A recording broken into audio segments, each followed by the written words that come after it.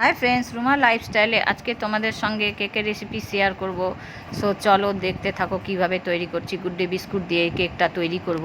প্রথমে একটা বোলের মধ্যে বিস্কুটগুলোকে ভিজিয়ে দিতে হবে, দুধের মধ্যে 10 মিনিট ভিজিয়ে রাখতে হবে।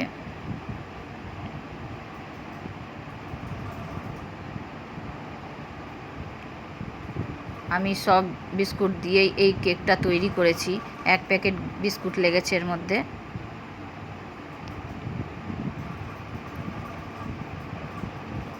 দুধটা তোমরা পরিমাণ মতন দিও, বেশি দিলে আবার হবে না, পরিমাণটা ঠিকঠাক দিতে হবে দুধের। দিয়ে 10 মিনিট পরে একটা হ্যান্ড ব্লেন্ডার দিয়ে ভালো করে ফেটিয়ে নিতে হবে, খুব ভালো করে ফেটাতে হবে।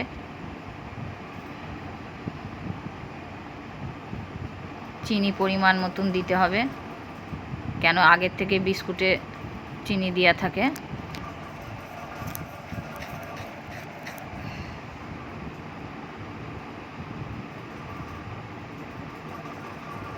এই কেকটা অসাধারণ তৈরি হয়। তোমরা বাড়িতে অবশ্যই তোমরা ট্রাই করবে আর এবং জানাবে যে তোমাদের কেকটা এবং কেকের রেসিপিটা কেমন লেগেছে। খুব ভালো করে ফেটাতে হবে ফ্রেন্ডস, যাতে ওর মধ্যে একটাও দানা না থাকে।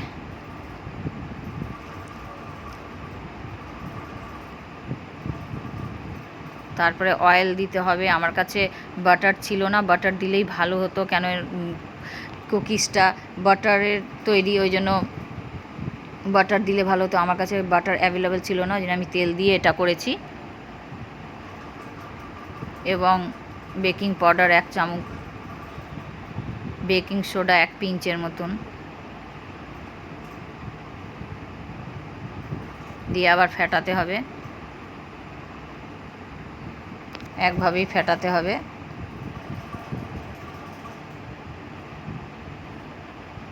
তোমরা সঙ্গে থেকে আমাকে সাপোর্ট করো, অনেক অনেক সাপোর্ট করো, যাতে আরও নতুন নতুন ভিডিও তোমাদেরকে দেখাতে পারি।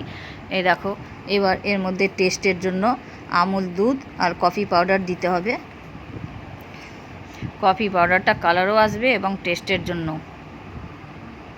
আমার ছেলের বার্থডে কেকও আমি বাড়িতেই তৈরি করি, সেগুলোও যাতে শেয়ার করতে পারি। আমাকে খুব খুব সাপোর্ট করো। আবার ফেটাতে হবে, কিছুক্ষণ ফেটাতে হবে।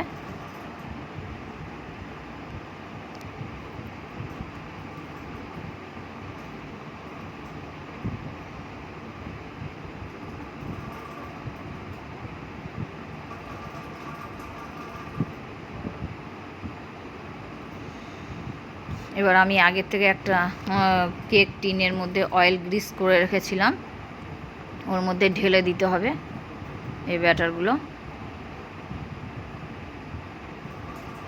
যত ফেটাবে তত ফ্লাফি হবে, স্পঞ্জি হবে।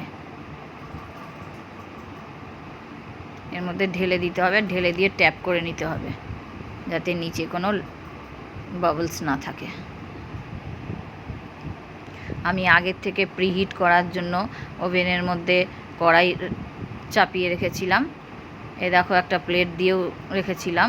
ওর মধ্যে আমি নুনও ব্যবহার করি না, বালি ফালি কিছুই ব্যবহার করি না। প্লেট দিয়ে আমি বেশিরভাগ করি বেক করতে দেওয়ার জন্য বসিয়ে দিলাম কেক টিনটাকে। 45 মিনিটের মতন বেক করতে দিতে হবে, আর মাঝে মাঝে খুলে দেখতে হবে কত দূর বেক হলো।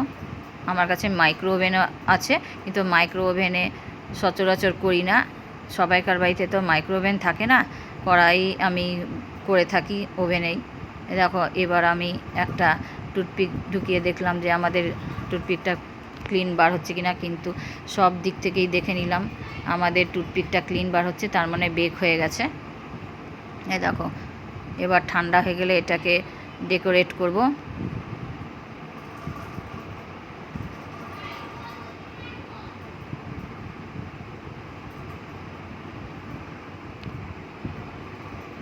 এই দেখো, ফাইনালি আমাদের কেকটা কত স্পঞ্জি এবং কত ফ্লাফি হয়েছে।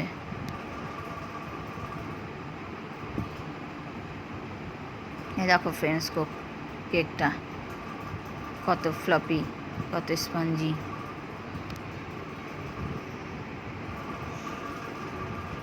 এরপরে উপরের পার্টটাকে আমরা কেটে নেব, এগুলো দিয়ে আমি ডেকোরেট করব। উপরের পার্টটাকে কেটে নিলাম, দিয়ে